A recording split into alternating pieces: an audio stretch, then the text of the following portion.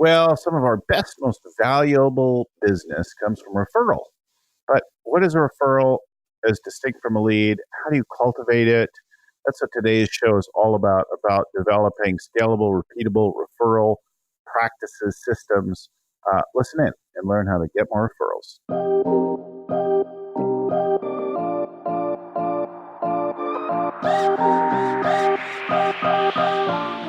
Hello and welcome again to the Scaling Up Business Podcast. I'm your host and scaling coach, Bill Gallagher. So on the show with me today is Stacey Brown Randall. Do you like all three names, or is that what you got called when you're in trouble? No, actually, I was never called that when I was in trouble, so I like all three names. All three names. Most of us think of that when your mom calls you and then you know there's hell to pay. You did something, you forgot, you like whatever. But I got called something else when I was in trouble, so it wasn't the full three names. Awesome. Welcome to the show. So you're in the Charlotte area? I am, yes. Yeah, and we're talking today about, well, really a lesson learned from failure. It's grown into another business. So we'll get into all of that in just a second. I think it's great though to get, like this picture. So this is really an experience-based business of trial and error. And I think so many come like this. So talk to us about the failure that grew it. Give us kind of your, when did you start as an entrepreneur? What made you think that was for you? So it's interesting. I think people are kind of fascinated when they talk to entrepreneurs when they aren't an entrepreneur themselves, and they're like, does the people in your family, do they get it? And I always laugh because I come from a family of entrepreneurs.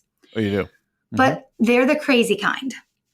And I can call them crazy, because they love me and they're my family, but they truly are the crazy kind because they all own restaurants. It's like the kind of entrepreneur I never wanted to be, obviously. But so I sit around the Thanksgiving table, I sit around the Christmas table at dinner time, and I'm looking at, I've got a brother and a grandmother. And at one point, my mother, who ran my grandmother's restaurant, and I've got an uncle who owns a restaurant, and my husband at one point owned a restaurant. He just recently sold it after 15 years. And, and I got another uncle that, owns a hospitality business. And so I'm looking around the table, and and my father was an author.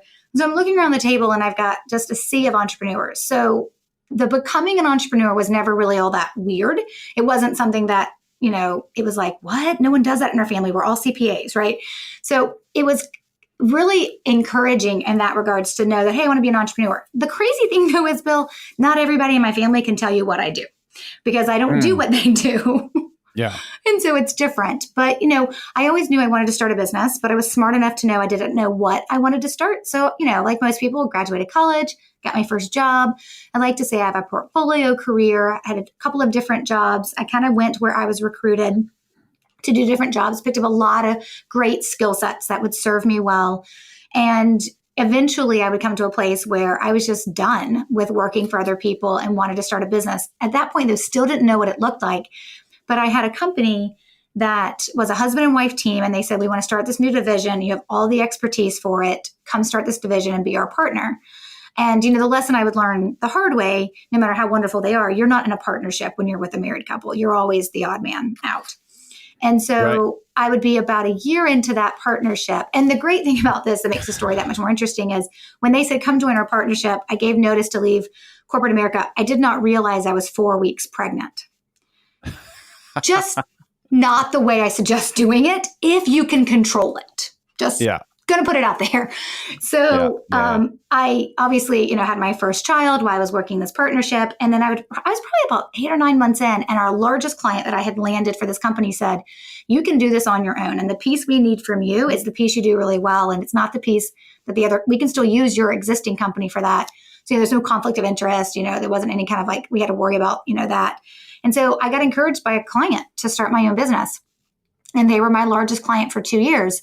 And I started an HR consulting firm. And I would, from the outside looking in, you would have thought I was having great success. I mean, I had clients like KPMG, BDO, Snyder's Lance, Coca-Cola Bottling, City of Charlotte. I had some big name clients that were, that were my clients, and big name companies, that were my clients.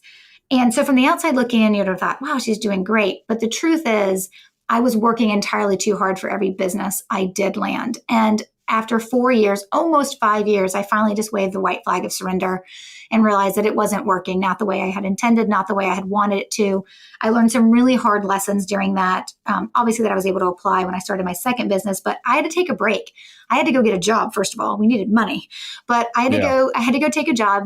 And while I was there, luckily, after I bandaged up my ego and, licked my wounds and made myself feel better, I started paying attention to well, everybody else seems to be succeeding. Why in the heck did I fail? Yeah. And I knew what I was good at, but I also then had to force myself to recognize, what am I not good at? And so when I looked back at that business and I said, how did I get KPMG and BDO and Snyder's Lance and Coca-Cola? Like, how did I get all those companies? And I realized I did a ton of networking. And I did a ton of networking with not just one child, but then a second child would come along, and that was killing me. I mean, it was, then I would also put my head down and do the work and not nurture the business development after that, and never created systems and processes behind that to work so I didn't have to work it, right? I mean, this is like the age-old tale for every entrepreneur, probably on some level that fails. And so I had to wave that white flag of surrender. But when I looked back, I was like, wow, I really looked like I grew my business the hardest way possible with all that networking and attending conferences and going to networking events. And it's how many 7 million cups of coffee can you have and lunches with people? And so when I reflected back, I was like, there's got to be an easier way. So when I started my second business, so while I was at the corporate job, I got certified as a productivity and business coach. And when I started that coaching practice, I was like, I've got to figure out how to grow a business. And I need to be able to do it without having to spend a ton of time networking and working so hard and hustling so much to bring in clients. I need this to be a little bit more automatic. And so when I looked back, I was like, wow, I didn't get any referrals. Actually, Bill, the only referral my first business, that HR firm that would receive, would come 2 years after I had shut it down. So at least I knew my reputation was good and lasted outside of longer than the business itself. Right. So that I did good work. And so that's really what I decided to figure out when I started my second business is, how can I grow? I cannot fail, which I think sometimes, I can't fail again, which I think sometimes forces you to take risks you may have been unwilling to take before. And I started figuring out, okay, how can I grow my business? I started out traditionally, I think a lot of people who start a service-based business, right, was coaching. As I started it out with more networking, right? Letting people know, not doing HR consulting anymore, not working at the company anymore. But as that business grew, I started paying attention to how I could generate referrals. I just wanted to do it without asking because I didn't like that advice. And that advice permeates just about every industry and has for decades. And I just didn't want to do it by asking. And so I didn't set out to figure out how to generate referrals without asking. I did it from sheer necessity and guinea pigging in my business to be successful because I didn't want to cold call, and I didn't I'd spend a ton of time networking, and eventually I would add a third child to our mix. So, obviously I wanted to have more of a balance, and I wanted to have more of that kind of almost automatic, how am I going to fill this pipeline of new clients? And I wanted to create a process around it so that it could run even if I wasn't touching it every single day, but business development was happening every single day. And so that's really what I kind of started figuring out, was this referrals without asking. And then my clients started asking me, wait, how are you doing that? So I'd be coaching I'd be coaching the business banker, right? And he'd be like, wait a minute, how are you doing that? I'd be coaching the small business owner, and they'd be like, wait a minute, how are you doing that? As I started teaching them, the company that I have now, the coaching practice would shift its focus, and it would become the company that I have now. An area of coaching, which is interesting because you come from entrepreneurs, you have a fair amount of moxie because out of a business failure, you're starting a coaching business. Who best to coach but then someone who's failed, right? Well, it's true, but ironic, right? People also want you to know that you can succeed at something too. But that the failures are some of our biggest tuition, right? I think of some multi-million-dollar mistakes that I've made there. I think some of my more powerful lessons to people today. So, yes, agreed.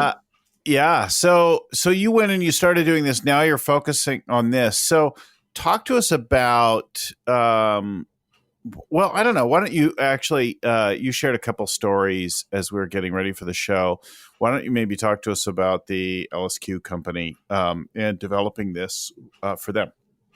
Sure. And then we can later get into the parts of it, right? Right. Absolutely. So I think that's probably one of the questions that people always want to know is like, Like, how can I apply this in my business? And there's really and I always tell folks, it's the same steps I'm going to teach to everybody. What I have figured out to do of how to generate referrals without asking. Now, if you were to go and Google right now, how do I get referrals? You're going to be hit with an onslaught of thousands and thousands and thousands, hundreds of thousands of articles on how to ask, how not to look desperate when you're asking, how to pay, right? How to be really promotional and gimmicky to generate referrals. And so I really work with the person who that doesn't fit who they are as a person. Like, they don't want to ask, they don't want to pay, and they don't want to be overly promotional and gimmicky. And so when I was reverse engineering how referrals worked, the first place I went was, well, why do they happen? I mean, that's kind of where I started from, was why do they happen? What's the human dynamic and the psychology behind it? And I built my process from there. And some of this was just, I'm going to be honest, it was some dumb luck. And so as things started happening and I would start talking to companies, they'd be like, how can we do this? Right? Like, how can we? And some people, it's the solopreneur. I'm the attorney who's left the big firm and started my own practice.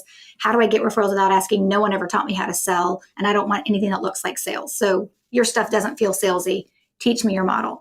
But then it's going into like larger companies, like you mentioned, and it's looking at it from the perspective of, we have a team of business development people. They definitely have lead gen, obviously a lot of different lead gen sources or activities happening, but they want referrals to be a supplement or an augment. I mean, eventually I think everyone would love for referrals to become the number one way we get our business, but they're usually looking for, how do we give our salespeople, our business development officers, how do we give them another tool in their toolbox of how to generate referrals? And what I find when I go into companies is I have to actually undo a lot of decade-long thinking of how you go about getting referrals. So one of my favorite conversations I had with the guy who was in charge of this company was we had a conversation, and I was like, the first thing I have to do is you got to stop telling them the only way to get referrals is asking.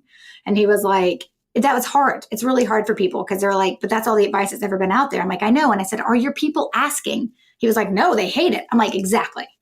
So if they don't want to do it, then let's give them some other options. And it was walking them through, and looking at it from that process perspective of, even though I'm teaching this to 30, 50, it doesn't matter, right? How many people are in the room that are learning this? What I'm teaching them, though, is to how to really focus on the relationships they have, and then how to look for those relationships, and then how to use the right language that can generate or trigger referrals. But we're still never asking. So in some cases, when I'm working with a large company, they're like, well, I get this question a lot. Will this work for larger companies? I'm like, if your salesperson has to build relationships with your clients or their prospects before they become a client, and then they build relationships, right? Then yes, this will absolutely work. And it may not just be clients they're building relationships with. It may be centers of influence, right? Like, this isn't brand new stuff, but it's how we build those relationships with clients and with centers of influence so that they obviously are thinking about us from a referral perspective. And so I always tell people, when they're like, hey, I want my sales team to get, more referrals, the first thing I always tell them is, well, if you're telling them to ask and they refuse to ask, they're just not doing it, right? It's like having a tactic in your toolbox and then deciding not to use it. And then a lot of companies, they only provide an incentivized referral program, which, in some cases works, but it really depends on what you're doing. And in a lot of cases, it doesn't work. And the asking is really that short-term fix. What I want to show people how to do is, even if there's like 30 like you all across the country, it's about your relationships that you have with your clients, your centers of influence, and then how well you take care of them, and then how well you use the right language to plant the seeds for them to think about you from a referral perspective. Nothing I teach is rocket science, except for quite potentially the language piece of how we plant referral seeds. Everything is going back to the basics of how we want to do business. So I never tell a company, you shouldn't have all your other sources and lead gen sources of how you're bringing in business, but you should be developing the ability within your client or within your sales professionals to know how to build relationships. And it's literally just walking them through what that looks like and taking them through the steps of, let's identify who's referred you in the past. Okay, once we know who's referred you in the past, right, now we know who we can focus on as our referral sources. And then it's like teaching them, how do you stay connected in a way that is not your newsletter and is not all those drive-bys and phone calls? How do you stay connected in a way and use the right language that will have them thinking about you from a referral perspective? So not rocket science, but there are pieces and nuances to it that people have to understand for it to actually work. So what did you do with LSQ? What was that company like? What was the? So it was interesting, working with their folks. I was really getting them to what I do with anyone that I work with is I want you to build what I call a referral plan. And that referral plan is really, it's identifying who are my referral sources. So each person, it's not the company's referral sources, it's yours, because people don't refer companies, they refer humans, they refer people. So each salesperson saying, okay, these are my referral sources. Then we create a plan, which is basically just looking at it. If we were looking at this from a year's perspective, what are you going to do to build meaningful and memorable connections and outreach, what we call touch points when we're building the plan with those referral sources, and then using the right language you're going to plant, right? The right referral seeds that you're going to plant when you're doing that outreach. So for people, it all looks a little bit different in terms of what it looks like. So everybody gets kind of like their own customized plan, but it's based on, I always tell folks, they're like, what should I do? I'm like, that's the wrong first question. The wrong first question isn't, what should I do to create these touch points? Like, what should my outreach look like? The first right question is, well, who are the people who've referred you before? And then what do you think they need from you? The good news is what most people need from you when they've been referring you is actually just to be thanked and acknowledged. And it is amazing to me how many people don't take the time to just actually thank and acknowledge their referral sources for a referral received, like just with a handwritten thank you note. I mean, I get messages on LinkedIn and through Facebook and email. They'll be like, I had somebody one time tell me like, I refer people out to financial advisors all the time and they never thank me. And I hear that story a lot. And it's amazing to me how sometimes I can be paid what I'm paid to remind people to write thank you notes. But that's not everything that the plan is built on. It's really about if someone's going to refer you, they first can't forget about you. And then you have to make sure that they know you care about them. So just being on your newsletter doesn't mean you care about them. Like, what do you do that's meaningful and memorable and meaningful as outreach to them? And how do you support them? Most of the time when I do this with larger companies like LSQ and others, most of the time what that looks like is they're like, well, we'll just send them, some of our logoed items as gifts and tell them thank you. I'm like, who is a logo item all about? You. Yeah. It's not about you. Yeah. It's about them. Yeah. What do they need, right? What does that outreach look like for them? So a lot of times it's just looking at each individual salesperson, whether you're a solopreneur or you're on a team of 50, it doesn't matter, right? Or a team of 5,000, right? It's looking at them and saying, who's referring you? And then how do we build a better, stronger relationship with them by taking care of them in a way that's going to really get back to business basics and having that person say, wow, I just didn't think they thought about me in that way. So here's an example. This is something that I did in my own business. When I look at who my referral sources are, because when I was a productivity and business coach, I coached who my niche was actually business owners who were also parents. That was really my niche. And so when I looked at who my referral sources are, right, they mirrored a lot of my clients, which is sometimes the case and sometimes not the case. You won't know it till you go through the data to understand who's actually referring you. And so when I look at my referral sources and I have a lot of business owners who are parents, one of the things I decided to do, right, as part of my referral plan to be memorable and meaningful and to stay top of mind with this outreach. And I don't mean you're sending like cards every month and you're sending like all these gifts. And like, I'm not talking about things that are gimmicky or promotional, but really memorable and meaningful. And there's a big difference. But one thing I did was I decided to recognize Mother's Day and Father's Day, because whose business coach is going to recognize them on Mother's Day and Father's Day? Like maybe on Labor Day, right? But and this is just one example, but whose business coach is going to recognize them on Mother's Day and Father's Day? But for all the mothers that had been referring me, on Mother's Day, I sent them a Wonder Woman water bottle. And the card just said, never forget you are a hero. Happy Mother's Day, Stacey. And when they removed the card, my logo wasn't on it. My name wasn't on it. My phone number wasn't on it. My web address wasn't on it. It was just the Wonder Woman water bottle. But years later, I had people approach me and saying, I love that water bottle. It meant so much to me that you remembered, right, that I'm a mom and you recognized me on Mother's Day. And so I think it's the little things like that we do that doesn't happen a lot in business because of our go, go, go, go, go. What's easy? Where's my easy button? How can I make this easy? So even when I'm doing it with a really large company like we're talking about, I still get it down to the individual salesperson and say, who's referring you? And what can you do to be memorable and meaningful with them in an ongoing way to build connection? And we deliver it in the program through touch points, but really looking at it from that perspective of you want them to feel like you care because guess what? You actually care. Like we can't manipulate this. We can't fake our way through this. So I build a lot of stuff I tell folks. It kind of builds off that Maya Angelou quote that says, you don't remember what people say or what they do, but we always remember how people made us feel. And so that's what we're looking to build off of, is making sure our referral sources know how valuable they are to us. So and it's really business basic. We've done a couple of good shows. You'll probably like John Rulin and Giftology. We've done 2 shows with John where we talk about making the gift meaningful and thoughtful and having it be about them more than you versus some logo items. Like, here you go, here's my logo stuff. Right. Which tends to be more about you. It's always about us. Yes. And so I have a lot of people who talk about, John, from that perspective, from giftology and what those gifts look like. And I always say, if it's something the other person would want or would need, you're probably going to hit a home run. We don't always know. Let's be honest. We don't always know. I had somebody in my, I have a Facebook group. It's a free one, Referrals Without Asking. It's about 1,300 people in it. And I had somebody post the question about, can you give wine to somebody if you've never been in a social setting to know if they drink wine? And there was all these responses, right? Everybody's got an opinion of like, don't do wine, don't do alcohol, doesn't matter. Don't do food. Gluten is a big issue nowadays. Like it was like all this stuff. And I came out and I just said, let's get to the heart of the question. The question is there because you actually don't know them well enough to know if that's something they would want. Yeah. Right. And so it's just kind of looking at it and reframing it. And we don't always know 100%, but it's that and gifts are just one of many things we can do to build relationships with people. Sometimes people just appreciate you like sending them a thank you card, right? Like there's lots of things we can do and you don't have to spend a huge amount of money on it if budget is an issue. But it is, to John's point, right? What he talks about in his book. And it's the same thing that I preach is it's not about you. It's about them, because when we take care of people in a way that matters to them, that's when they remember us. Yeah.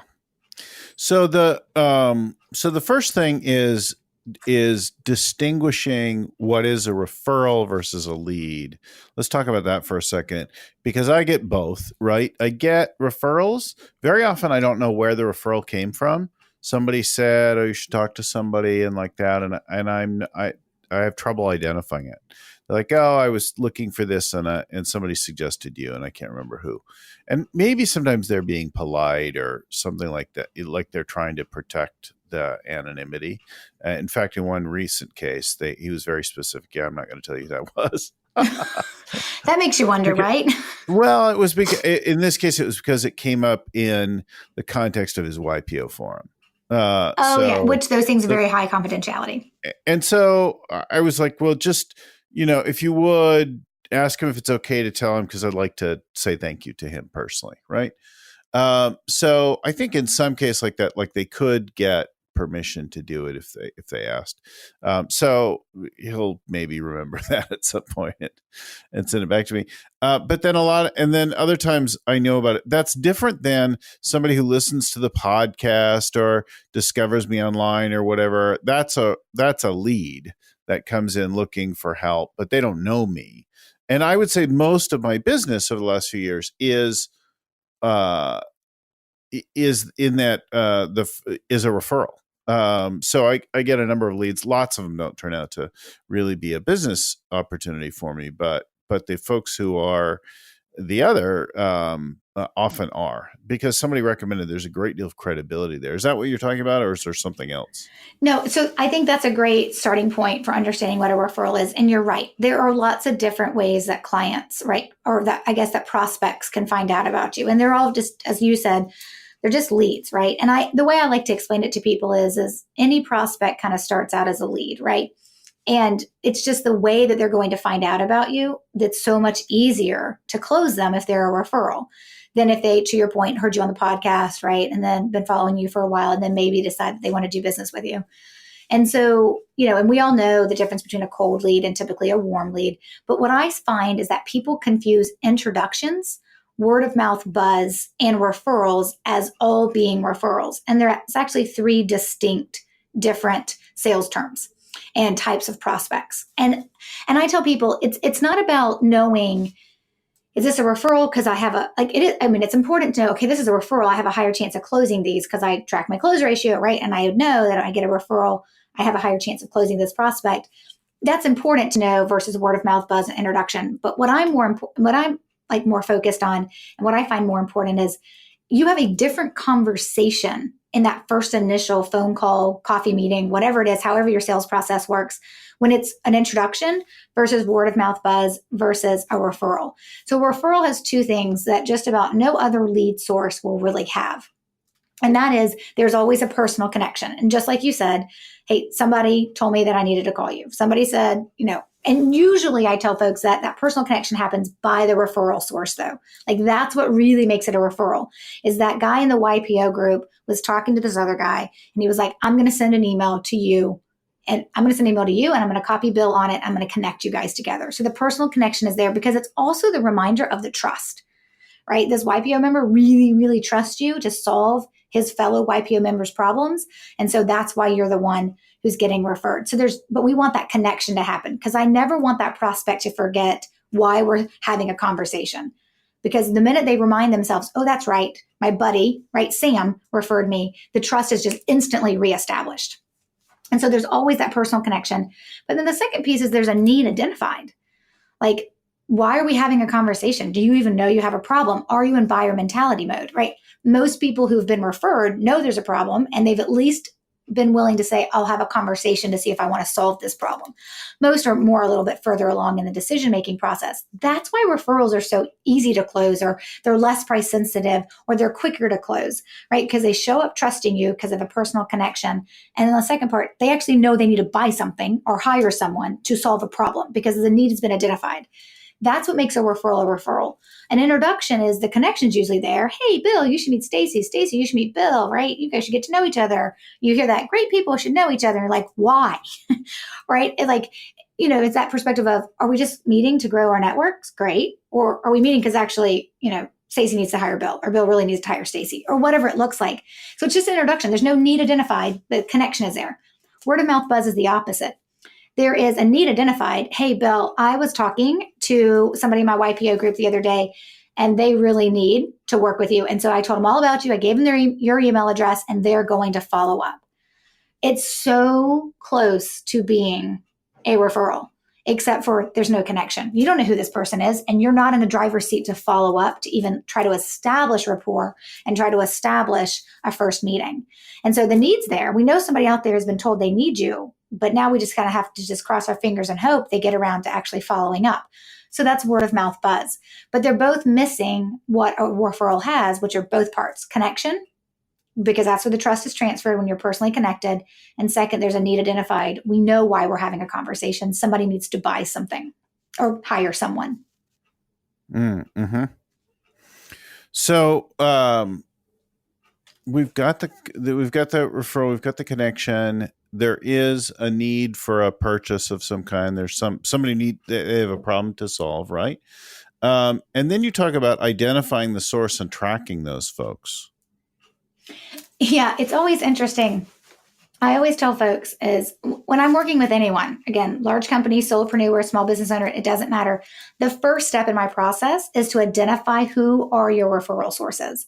It's the first step because we don't know how to build a referral plan if we don't know who we're talking about, right? Like how do we know what to do to build relationships and connections, or deeper relationships and connections, if we don't know who we're talking about? And it is amazing to me, the companies that I go into, and whether solopreneur or, larger financial services company, and they don't have a tracking mechanism. I can't tell you how many rooms I've sat in, and maybe it's like 7 or 10 people sitting around the room, and they have to do this pre-work of identifying their referral sources, which the way we do that is we look at our clients and then we map back to how do they hear about us. Now, my fingers are always crossed that companies have this in a CRM. And I'm sometimes amazed at how successful companies are, and then yet they don't track this stuff in a CRM. Mm-hmm. And so it's looking at, and I don't care if you don't use a CRM. Larger companies almost always do, but they still don't track to the level that helps the person trying to identify who their referral sources are. If I've got a small business owner, I'm like, I don't care if you use Excel, but you've got to use something. And so it's tracking that, being able to identify when a prospect comes in, where did they come from? So that you can go in and look and be like, well, who are all the clients or who are all the prospects that came in because they were referred? Because then that's how I identify who my list of referral sources are. That's how I get my list of gold. That's how I know how to build my plan, because I know who I'm building it for. And so I'm always fascinated when I'm in these companies and they're like, we've been in business 15, 20 years, whatever it's been, right? And they're like, and we don't have this information tracked. They'll maybe have it tracked that someone was a referral, but not who was the referral source, who did the referring. And so it can be really annoying for companies when they have to try to go back and recreate this information. So I'm a big proponent in if people go through the process of identifying their referral sources, and in my book, Generating Business Referrals Without Asking, their whole chapter 8 is dedicated to teaching this process. I think it's that important. Yeah, I know it's behind a paywall in my program, but I think it's so important I actually teach people how to do it, because I know you can't go any further to generate referrals until you can identify who's been referring you. And companies that have been in business forever or large, small, it doesn't matter, that have to go back and try to do this from memory, it does not go well. And it takes a really long time. And so I'm a big proponent of tracking it. And all I'm asking you to track is when a prospect comes in, wherever you track that information, if it was a networking group, great. I know you're going to say networking group, but you should also track where. Same thing with a referral. Like in that case, which networking group, right? If it came through an ad, which ad, right? If it came by a referral source, who's the referral source? It's getting down to that granular level so you actually know what is working and what isn't working from that perspective. So when people tell me, hey, Stacey, I found you because I heard you on a podcast, I'm always like, whose podcast? Right? I want to know, right? It's just down to that granular level. Then you know actually what's working and what's not working. And so it's kind of that same perspective when clients are tracking this information. They may track the prospect's name and it was a referral, but I need who referred them. I need the name so that we actually have some data to work with. So I want to identify them and track them, right? So that I know where to work and but what are you actually going to do with these refers, or what are you doing to have them refer you? So here's the fascinating thing. I think that when I talk about this and what it looks like, people are like, they're almost waiting for the next response. They're like, yeah, and what else? And I'm like, here's the interesting and fascinating piece about how this works. Think about, let's just, can I put you on the spot, Bill? Yeah. Okay. Yeah. So think about the last time you referred someone else. So you're having a conversation with someone and they're like, I need X. And you thought to yourself, I know exactly who can solve your problem. Yep. Right? Obviously don't give names if you don't want to give a name, but like, why did you refer the person you referred? So I can't think of one example, but I refer people all the time. I refer people because I want to be helpful. And I refer people because when somebody's describing something, I hear a need, right? Like, oh, this person or this thing could help this person. Or I think, so it's being helpful actually to both of them. But it's as much about me as them, right? Like, so I have a need to be helpful and I want them to benefit, but it's me wanting to be helpful. So it's actually your hypothalamus that's being triggered in that moment, which is the need to belong, the need to help, the need to be a part of something bigger than ourselves, right? And that's where, the hypothalamus regulates a lot of things, right? But one of the things that does regulate is that need to belong and that need to help. And that's what I tell folks. I'm like, why someone refers you as the solution provider really has nothing to do with you. Now, they won't refer you if they don't trust you, right? And they won't refer you if they don't know you, and they won't refer you if they've forgotten about you. Yeah. So if we keep in mind that why someone refers, exactly what you said, you wanted to be helpful, right? Because the referral source, let's be honest, when we refer people, we like feeling like the hero. Yeah. It's actually how we were created. There's fundamentally nothing wrong with being like, I helped someone today, right? Like karma, pay it forward. Like this is how it works, right? Right. So it's that idea is like you're helping someone. So I think people really overthink this whole referral thing. But remember, we refer people that we know can do the job, that we can trust our reputation with, because you may have to see that person, that friend that you referred, and you don't want to have to deal with them complaining, right? Yeah. So sometimes when I have a hesitation, it's because of that. It's like, ooh, I don't know. This one sounds like it could be in this, but I don't know if I could trust this. Yeah. So my favorite story about when I referred someone, and you never know who's going to hear this, so I'll just keep all the guilty parties innocent by not naming them. Yeah. But we had someone do some work for us, and our neighbors asked us, and they went through everything, and they like they were asking us about the experience, and which I don't ever feel the need to do this often, but in this case I did. And they said, okay, so, we're thinking about hiring them. And I said, if it doesn't go well, you're not allowed to blame us. Like, how is that not for a vote of confidence? Right? I mean, at the same time, so it's kind of that idea of, we refer people that we know can do a good job, that we know can help somebody, because that makes us feel like the hero. But we actually don't refer someone, right? Ultimately, we don't refer someone because we're trying to help grow their business, unless, right, we're super, super close to them and we actually want to see them succeed. And so, but that doesn't normally happen for like every single person who refers you. Can't be your brother, right? Can't be your sister, can't be your mom or your dad, right? Or your spouse. And so we refer because we're helping somebody else solve a problem. Why we refer to you in particular has to do with a couple of key pieces. One, we have to trust you. Two, we actually can't forget about you, meaning you can't go months and months and years without ever reaching out, right? In that regard. And we're more likely to remember you from a subconscious level, right? When we actually feel taken care of. So when I build these referral generating plans for companies or individuals, business owners, whomever, they're always like, it's really, really simple. I'm like, I know, it's like getting back to business basics. So this outreach I want you to build is just how we maintain connections, right? It's like, it's simple example, super simple example. A lot of companies send out Christmas cards. Why do we go and buy the generic Christmas cards to send out that we're then going to pay someone to sign, or have, a robot at a third party, right, sign for us, when you could take a group picture? You could take if you're a smaller enough business, you could take a picture of your employees and their families, right? If it's just you and owning the business, it could be just you and your family. Like, why do we not connect on a human level? And you can do this with your clients too, but definitely with your referral sources, right? Of connecting with them and doing the family Christmas card or the employee Christmas card. Like, hey, I do business with people, not with a logo, not with a company name. So when I sit down and I walk people through, what is it that, once we know who your referral sources are, then we kind of back into well, what do they need? Right. And a lot of times they just want to be thanked and acknowledged. And so sometimes it's just doing things like the Wonder Woman water bottle, like the family Christmas card, like the random thank you card, that just gives them a moment to pause and remember you and be like, wow, Bill really cares about me and really takes good care of me. And at the same time, we're also planting referral seeds where we're being able to say, hey, I just wanted to take a minute and thank you. In the last 6 months, you've referred me so and so, so and so, and so and so. Right. Well, obviously, the most, obvious referral seed to plant is the use of the word referral. It's not the only one I teach, but, just taking a minute and thanking someone for who they referred you for the first 5, 6, 7 months of the year, right? Like, that in and of itself is a chance to plant a seed and to acknowledge them and thank them. And so when we think about what we're building, I'm not really building these secretive, crazy touch points. What people are typically hiring me for is, yes, we're going to build we're going to build the plan.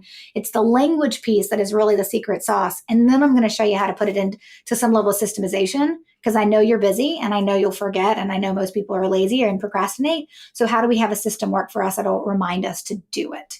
And it's the execution and the consistency of execution, which is where this actually works and where it actually produces results. I had a CPA who went through it and they got 20 referrals in 3 months. And they were like, I've totally been focusing on the wrong people. I'm like, yeah, until you know the data, right? Until you can identify your referral sources, you may very well have been, right? Or it's, other companies that are like, we've just never tracked this information. Now we're actually able to know who we should be taking care of and who we should be spending time with, right? Versus just winging it, so to speak.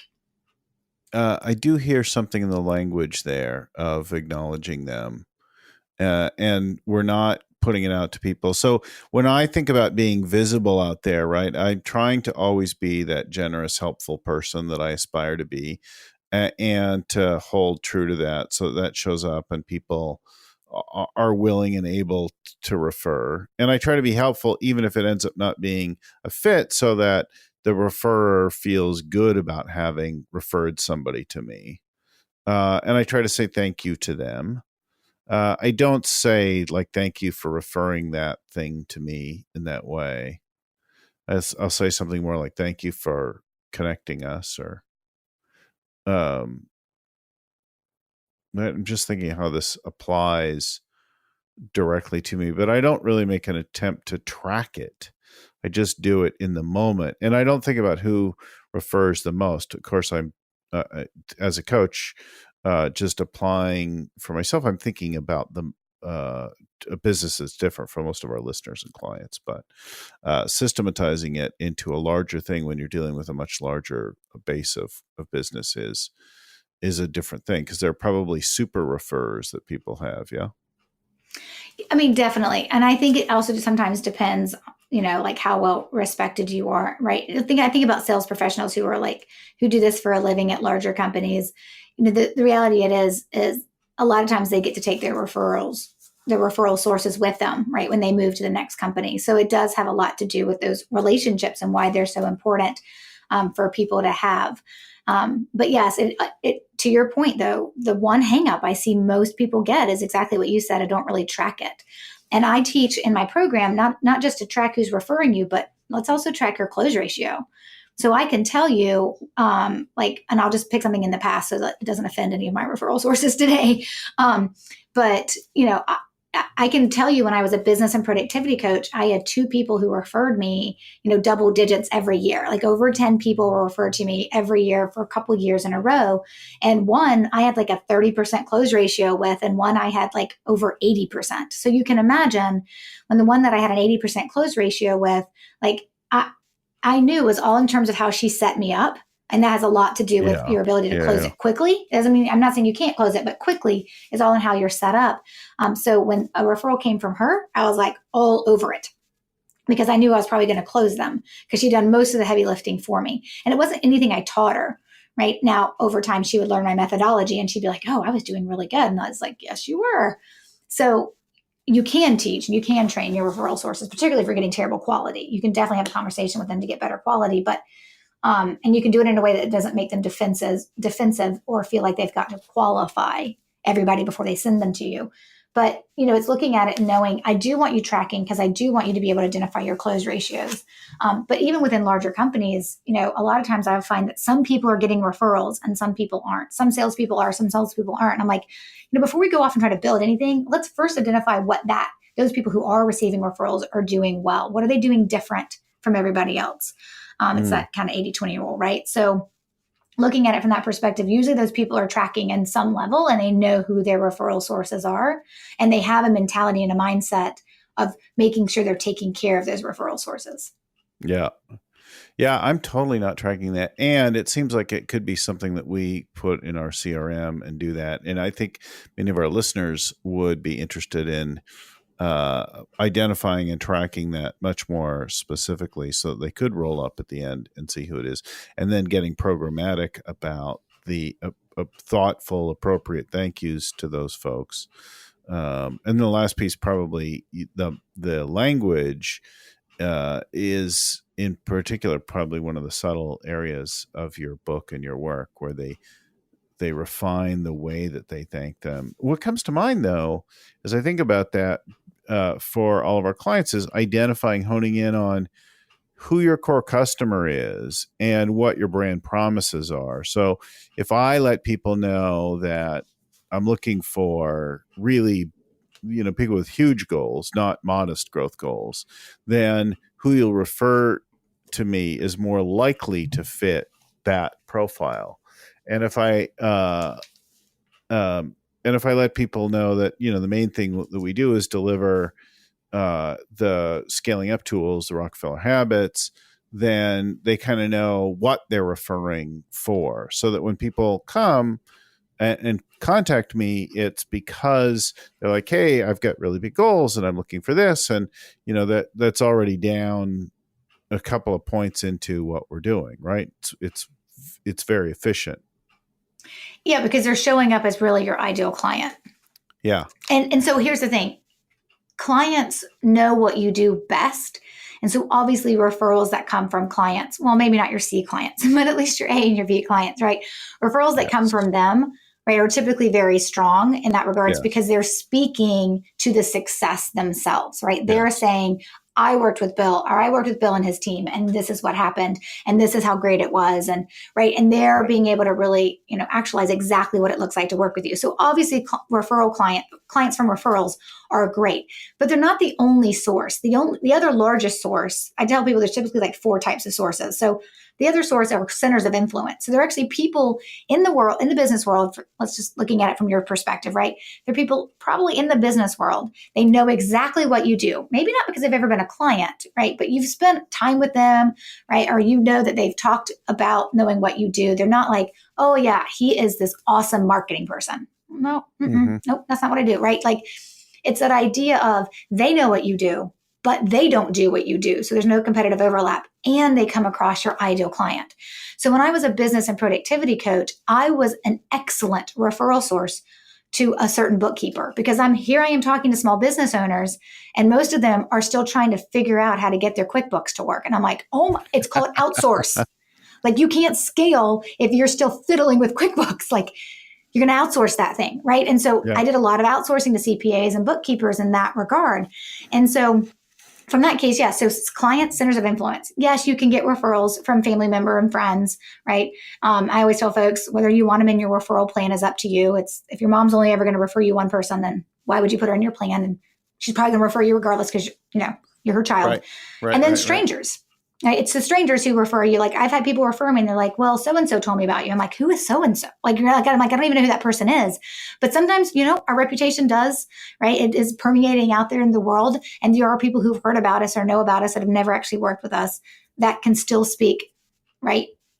About our abilities, but we don't know who they are. So we can't put them as part of our referral sources because it's really hard to cultivate a relationship with a stranger because by definition, they're a stranger. So I tell folks, focus on your clients, focus on your centers of influence and figuring out those that actually can refer you, who can come across your ideal client, who are those clients who love working with you, who are also well connected and more verbal, right? In some cases, they're better connectors. Those are the people that we focus on if they're not referring us. And then we use a process and language to get them to the place to thinking about us from a referral perspective. But to your point about the language, that really is my secret sauce. That really is what I like to call my superpower in terms of the language we use. It sounds very normal, absolutely fundamentally allows you to be authentic because I do not believe in manipulation. And at the same time, it actually works because it's moving you into their subconsciousness of how they think about you. And they're going to think about you from a referral perspective. So how do I, using myself as an example, then how do I have people do that more naturally? Or how do I do that more naturally with people? Okay, so a great example that I can give you is, let's just take one that everybody can use probably tomorrow, right? Like right after they listen to this episode, they can probably put it into effect tomorrow. And it's outlined in my book as well. Obviously, my process is 5 steps, and the book, there's like 12 chapters in the book, but 5 of those chapters break down each step. So this language piece there's a chapter on it as well, on planting referral seeds. But here's the thing. And I don't know how often you probably network now, but when you think about anybody who's listening that actually does more networking, right, than not, when you're asked the how's business question, how do you typically answer? Really great. Yeah. It's going well. It's going great, right? So we're either telling the truth or we're lying, right? I mean, let's be honest. One or the other. Yeah. We're saying it's really great. It's awesome. Oh, we're exploding. Like, this is great. And maybe if we're being honest, we're like, it sucks.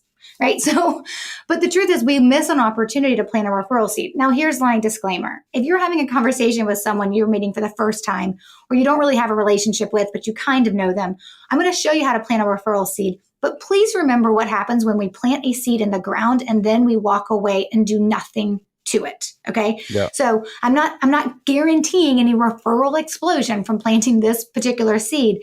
But if you find someone who's interested in your response, there's a way to now we have a chance to cultivate a relationship there. And I tell folks, once you can get that first referral, drop them into my plan and let's get more referrals from them. Right.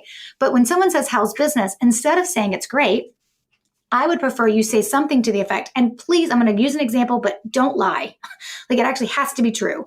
So if someone said, hey, Stacey, how's business? And I'd be like, oh, thanks for asking. It's great. I actually just onboarded 3 new VIP clients last week, and all 3 of them were actually referred to me. Period. And then I shut up. Right. And then I see, is that going to trigger anything in you? Like, oh, they were referred to you, or something to that effect will start the conversation, right? And if it doesn't, I planted the seed, and then I'm going to ask them how business is, and they're going to tell me it's great. And then we're going to figure out if we have anything else to talk about. But I've planted a seed. I just don't know if it's going to go anywhere yet. Now, with existing referral sources, we know when we plant seeds and we're doing it consistently following that plan, we're going to be watering those seeds and tending to the garden, right? In this example I'm giving you, it's a networking example. It's the how do you answer how's business question. Like, just plant the seed and see what happens. Like, some people will come back and tell me, I have the best conversations with people when I tell them, oh yeah, the first quarter, I brought on like 20 new clients. It was awesome. It was really great. Is that a majority of those were actually referred to me. It is amazing how much easier it is, right, to do work with people who already trust you when they walk in the door. Don't you find that to be the case? And then start the dialogue. And if the dialogue starts, there's a chance that you've planted a seed. Now, again, like I said, the easiest seed to plant is the use of the word referral. It's not the only one, of course. And I like to teach the subtleties to the members in my Growth by Referrals program, but it is the easiest to use. And it's the one that most people can figure out once they now understand the concept behind it. But like I said, there's a whole chapter in the book that's about it. I think it's chapter 10. You know what? I should know. I don't know. I'm sorry. All right. Well, we've given folks enough stuff to begin thinking about how to develop this more. I know right away, I'm like, wow, most of my business, and certainly my best business, comes from referral. It comes from people who either know me, attended a workshop, or worked with me before. It's that kind of thing. They're like, this worked for me, it'll work for you. It's that kind of referral, and but it's not everybody. And so when it happens that way, it does seem like that would be useful to do. And I don't ever say, I'm like, we started this great new client and that kind of thing. And, where'd they come from, or how'd you get them? And I'm like, well, and then I don't say, well, somebody in this group referred me. Right. You're just missing that opportunity. And I think that I could see how that's planting a seed, because then, consciously or not, they may think, is there anybody I could refer you to? God, I like Bill too. Or they're thinking, you suck.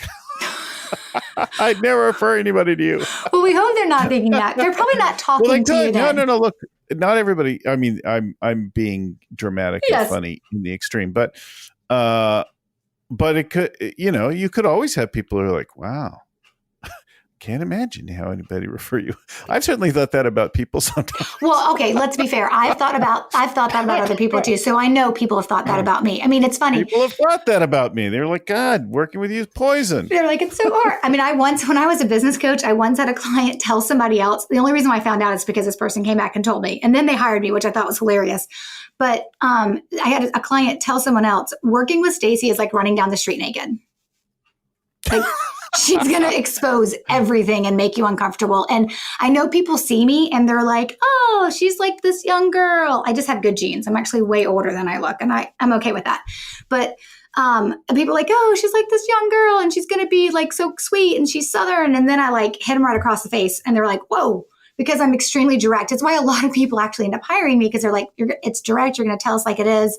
And we like that about you. But let's be honest, Bill, there are some people who cannot handle that. And that's okay. We need to repel those that can't handle us. Yeah, no. You're total. I was watching a show the other day with my wife about British customs. And I'm like, oh yeah, I gave a workshop in outside of London and it really didn't go well.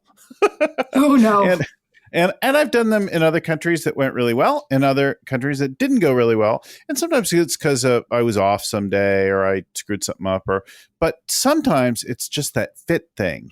Like so my workshops and delivery are candid, they're open, they're fairly raw and authentic, and I engage people often deeply, and some places that's just not at all comfortable. And I did that in the UK, and it was like, whoa, way too much. That's way too friendly. That's way outside our bounds of social comfort. And you need to be more reserved.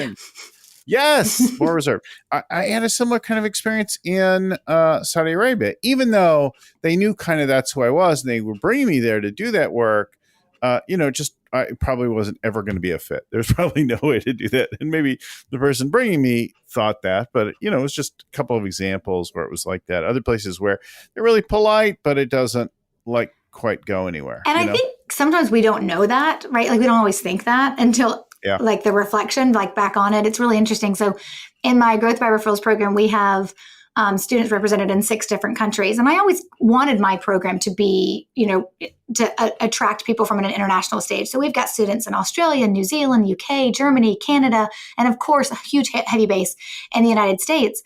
And so for me, it's like, oh, so this would work for Canadians. Oh, so it's almost as if someone buying it and saying this really works is like validation to, okay, this would work in your culture. And then I was a part of a global referral summit, and it's like 30 people they picked on who do referral training. And there was 30 of us, and some big names people would recognize like Bob Berg and others were on part of this global referral summit. And they said they picked me because what I teach crosses cultural boundaries. And they were in India that were like setting everything up. And until they told me that, I'm going to be honest, I wasn't actually sure. I think it does. But again, that's just Americans thinking we know everything. I think they do in their own way. And there's code, there's language, there's styles. And sometimes you happen accidentally. There are countries where I did phenomenally well in Thailand, and I did okay in Malaysia. But every place has its own kind of vibe to it. So let's just direct folks. We've filled people's time with a pretty long show, actually. StaceyBrownRandall.com is where to go read more about Stacey, get her book, and like all that. Start to work on your own referral program. StaceyBrownRandall.com. And of course, we bring a new show like this with a new expert every week. It's something to do with scaling, growing your business. And you find all that at scalingcoach.com, all the back catalog. I mean, there's more than 3 years of shows there now with something on virtually any topic that you could go punch that in and see what shows up. Scalingcoach.com. Of course, you can like and subscribe wherever you get your podcasts. And share it with somebody that you think could use this, right? Refer this show to somebody in turn. Make a difference for them. Be a contributor in their world, I think, is super useful. Thanks again, Stacey. Talk to everybody next week. Special thanks to the original growth guru, Vern Harnish, for creating this whole world of scaling up that we live and thrive in. This show is produced by Crystal Carson. Audio production is done at Podfly Productions, with audio editing by Albert Burge, show notes by Ann Codina, and proofreading by Tim McGowan. If you got some value out of the show, share it, pass it along to somebody else. Let us know the parts that you love. Drop us a line, info@scalingcoach.com. If we can help you find a coach in your own area or who's a fit for your particular challenge, let us know as well. info@scalingcoach.com. Thanks again for listening. Keep scaling up.